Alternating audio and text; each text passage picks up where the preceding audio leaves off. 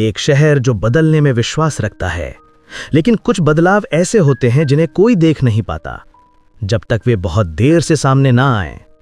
सदियों से शहर के नीचे दबी एक पुरानी सच्चाई अब फिर से हिल रही है।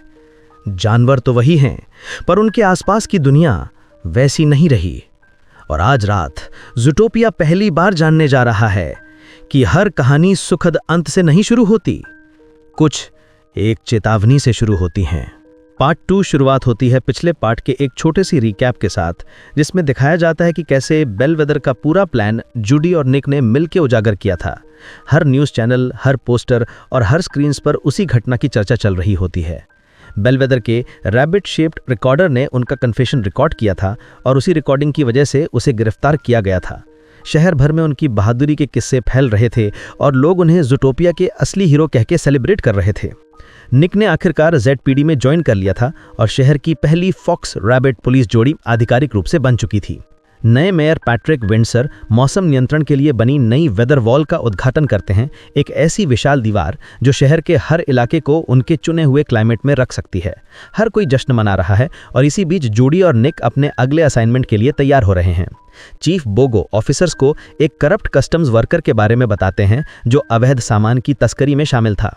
वो ये केस सीनियर ऑफिसर्स को सौंप देते हैं और जूडी निक को कहते हैं कि वे बस देखें और सीखें, लेकिन दोनों ही शांत बैठने वालों में से नहीं थे। वे चुपके से निकल जाते हैं और एक कपल और उनके अडॉप्टेड चाइल्ड के भेष में वहीं पहुंच जाते हैं। स्नूटली उन्हें रिस्ट्रिक्टेड एरिया पर रोकता है। जब वो उन्हें कपल के रूप में देखता है, वो पहले तो ऑकवर्ड हो जाता है, फिर उन्हें तुरंत जाने के लिए कहता है।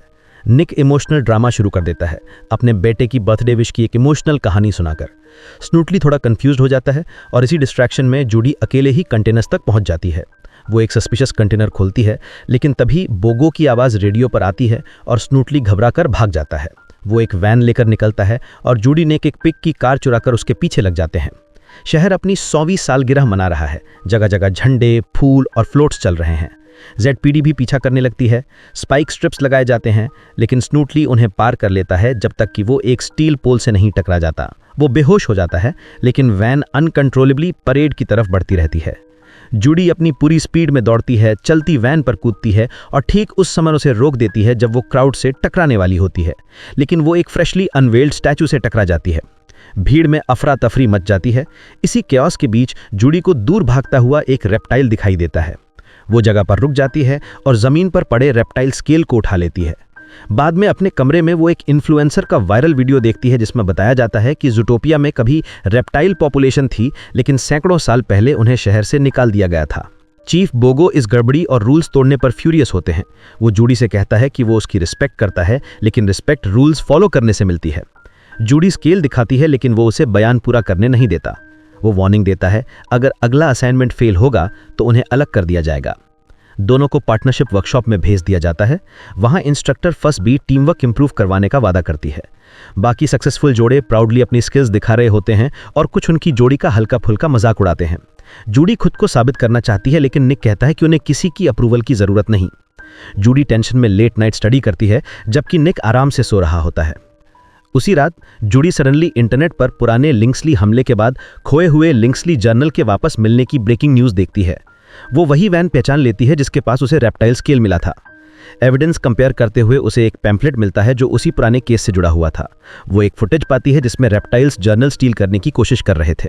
जूडी तुरंत निक को कॉल करती है, अपने संदेह बताती है। निक इनिशियली स्केप्टिकल होता है, लेकिन जूडी उसके घर पहुंचकर उसे समझा लेती है कि यही केस उनकी बचत है। शहर में भव्य सेंटिनल गाला शुरू हो चुका है और हर बड़ी सेलिब्रिटी वहां मौजूद है। जूडी पार्किंग में वहीं सस्पिशियस वैन देखती है। वो और निक फैंसी आउटफिट्स में अंदर जाते हैं। रिजर्व सेक्शन में उन्हें जर्नल दिखाया जाता है। निक अपनी चार्म और ट्रिक से गार्ड को डिस्ट्रैक्ट करता है, जबकि जूडी जर्नल तक पहुंच जाती है। तभी चीफ बोगो आ जाते हैं और सिचुएशन टेंस हो जाती है। अचानक झूमर पर बैठा एक रेप्टाइल दिखाई देता है, वही स्नेक जिसके बारे में जूडी को शक था। इससे पहले कि कोई रिएक्ट करे, स्नेक स्टेज पर कूद जाता है। पूरा गाला केओस में बदल जाता है। स्नेक मिल्टन लिंक्सली पर अटैक करता है, जर्नल चुराता है और भाग जाता है। जूडी बिल्डिंग में उसका चेज करती है। स्नेक जर्नल का लॉक मिल्टन की सहायता से खोलता है। जूडी उसे कवर कर लेती है। वो कहता है कि वो किसी को नुकसान नहीं पहुंचाना चाहता। असली खतरा लिंक्सली है। जर्नल में उसकी फैमिली को वापस लाने की सच्चाई है। इससे पहले कि वो और बोले, निक उसे पीछे से बेहोश कर देता है। मिल्टन आता है और अधिकारियों को सांप को मारने का आदेश देता है। जूडी को इस पूरे सीन में कुछ बहुत गलत महसूस होता है। वो और निक सांप की रक्षा करते हैं, लेकिन क्योस में स्नेक अनजाने में बोगों को काट लेता है। अचानक एक बाइकर बालकनी से स्नेक को उठा लेता है और गायब हो जाता है। अधिकारियों को लगता है जूडी और निक ने उसे बचाया है। वे वांटेड क्रिमिनल्स घोषित कर दिए जाते हैं। जूडी जर्नल उठा लेती है और निक के साथ तेजी से भागती है। वे स्नोई स्लोप कर फिसलते हुए नीचे आते हैं और मिस्टर बिग की कार से टकराते हैं। मिस्टर बिग उन्हें पकड़ लेता है। इसी बीच हर न्यूज़ चैनल पर ब्रेकिंग अलर्ट चल रहा है कि जूडी और निक डेंजरस हैं और रेप्टाइल के साथ मिलकर शहर को खतरे में डाल रहे हैं। चीफ बुको को अब एंटीडोट मिल चुका है, लेकिन मिल्टन लिंक्सली अपना पॉलिटिकल पावर का इस्तेमाल करके मेयर पर प्रेशर डालता है जूडी, निक और स्नेक को खत्म करने का ऑर्डर देने के लिए। वो जर्नल को तुरंत नष्ट करने की भी मांग करता है। मेयर हेजिटेट करता है तो मिल्टन उसे पद से हटाने की धमकी देता है। मिस्टर बिग जूडी मिक को एक वेयरहाउस में ले जाता है और उन्हें नई आइडेंटिटी और एस्केप कार देता है। जूडी स्नेक को बचाने और जर्नल की सच्चाई सामने लाने के लिए दृढ़ रहती है।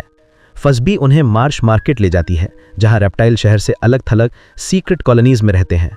अब फेरी पर वे एक अबैंडन्ड शिप में छिपे रेप्टाइल सेटलमेंट तक पहुंचते हैं। जहाज के अंदर निक ओपनली डर दिखाता है और जूडी उसे चिढ़ती है। सीक्रेट डोर खुलता है और रेप्टाइल हैबिटेट का असली रूप सामने आता है। निबल उन्हें जीसस नाम के एक रेप्टाइल से मिलवाता है। जीसस जर्नल देखकर कहता है कि इसके पेज में वो रहस्य है जो सिर्फ रेप्टाइल हीट विजन से पढ़ा जा सकता है। वो एक्सप्लेन करता है कि कैसे एक टूरिस्ट की मौत ब्लेम करके रेप्टाइल्स को बाहर निकाल दिया गया था ताकि लिंक्सली फैमिली उनकी लैंड पर कब्जा कर सके। उसी दिन से रेप्टाइल पूरे शहर के लिए फॉरबिडन स्पीशीज बन गए थे। अचानक पुलिस पहुंच जाती है और जीसस उन्हें सीक्रेट टनल से एस्केप कराता है, लेकिन जैसे ही वे बाहर आते हैं गैरी जर्नल चुराकर भाग जाता है। जूडी तुरंत उसका पीछा करती है, जबकि निक पीछे से उसे रोकने की कोशिश करता है। दोनों पुलिस से घिरे हुए पानी की पुरानी पाइपलाइंस में गिर जाते हैं। पानी का बहाव तेज होता है। जूडी ऑलमोस्ट डूबने लगती है, लेकिन वो इमरजेंसी हैच खोलकर खुद और निक को बचा लेती है। गैरी भाग जाता है। जूडी को पाइप के अंदर एक बैग मिलता है जिसमें एक किताब होती है, कवर पर एक फूल। उनकी मुलाकात दो पहाड़ी गोट्स से होती है जो बताते हैं कि ये फूल हनीमून लॉज के पास पहाड़ पर उगता है। जूडी और निक एक पुरानी रस्सी से पहाड़ पर चढ़ने लगते हैं। निक स्ट्रगल करता है और जूडी उसकी ही आवाज में उसे चढ़ाती है। लॉज पहुंचते ही उन्हें पता चलता है कि पुलिस भी वहां ट्रैकिंग कर चुकी है। अंदर जूडी को स्नेक की स्किन मिलती है। गैरी वहीं था। निक उसे वार्न करता है कि ऑफिसर्स आ रहे हैं। उन्हें टूटे हुए रिकॉर्डर और डराते हुए साइंस मिलते हैं। जूडी एक पुराने अखबार में पढ़ती है कि एबेनीजर लिंक्सली ने रेप्टाइल्स को ट्रैप करके टंड्रा टाउन एक्सपैंड करने का प्लान किया था। उसे रेप्टाइल्स के पुराने नेबरहुड का मैप मिलता है और गैरी की फैमिली की एक फोटो भी, जिससे उसकी डिटर्मिनेशन दुगनी हो जाती है। निक उसे समझाता है कि उन्हें केस छोड़ देना चाहिए। उसे डर है कि जूडी मारी जाएगी। जूडी कहती है कि अगर वो सच नहीं बताएंगे तो कौन बताएगा। अचानक पुलिस अटैक करती है। घर टूटता है। दोनों अलग हो जाते हैं। जूडी एक तरफ बह जाती है और निक पकड़ा जाता है। रॉबर्ट एक ब्रोकन स्नोमोबाइल में जूडी को बचाता है और गैरी भी वहां आ जाता है। जूडी को डिसाइड करना होता है, निक को बचाए या ट्रुथ का पीछा करे। वो ट्रुथ चुनती है, लेकिन पुलिस जूडी पर ट्रैंकुलाइजर चलाती है और गैरी उसे लेकर भाग जाता है। जैसे ही जूडी को होश आती है, उसे पता चलता है कि गैरी पकड़ा गया है और अब वो अकेली है, हार्ट ब्रोकन। मेयर विंगसर निक से इंटरोगेशन करता है, लेकिन निक कुछ नहीं बोलता। उसे कोल्ड सेल में डाल दिया जाता है। मिल्टन मेयर को थ्रेटन करता है और डिमांड करता है कि जूडी निक को खत्म कर दिया जाए और जर्नल को जला दिया जाए। किटी एविडेंस में रॉबर्ट के फर दिखाती है और उसे भी वांटेड लिस्ट में डाल दिया जाता है। गैरी जूडी को एक हिडन शैक में डॉक्टर पबर्ट के पास ले जाता है। पबर्ट बताता है कि उसने सीक्रेटली गैरी की मदद की थी क्योंकि वो भी लिंक्सली फैमिली के एक्सप्लॉयटेशन से परेशान था। रात में वे फायर जलाते हैं ताकि गैरी हीट विजन से जर्नल का असली ट्रुथ रिवील कर सके। जर्नल में लिखा होता है कि गैरी की ग्रेट ग्रैंडमदर एग्नेस असली क्रिएटर थी वेदरवॉल की।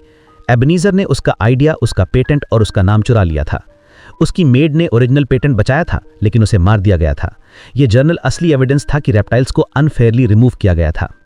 जूडी डिसीजन लेती है उन्हें वेदरवॉल के भीतर जाकर अबैंडन टावर में इलेक्ट्रिसिटी वापस लानी होगी, जहां एग्नेस का ओरिजिनल हाउस और पेटेंट छिपा है।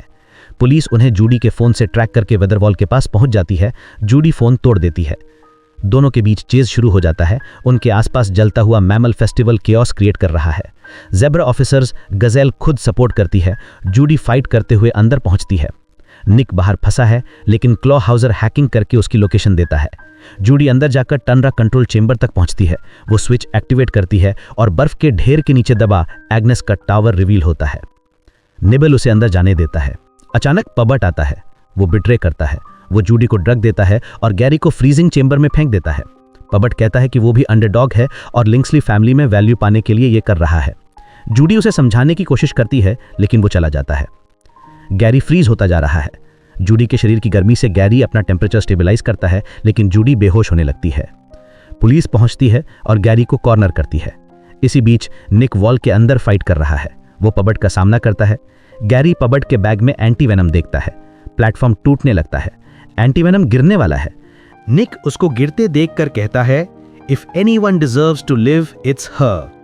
खतरे में होने के बावजूद वो एंटीवेनम गैरी को फेंकता है।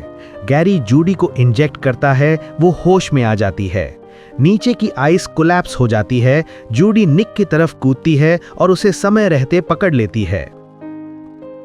निक फाइनली एडमिट करता है कि उसे कोई फर्क नहीं पड़ता कि वे अलग स्पीशीज हैं। उसे जूडी की परवाह है, हार्ड टू से but true. Romantic moment short रहता है क्योंकि प्यूबर्ट स्नोमोबाइल लेकर पेटेंट डिस्ट्रॉय करने जा रहा होता है। जूडी निक उसका पीछा करते हैं, जबकि गैरी और निबल नीचे लिंग्सली पर हमला करते हैं।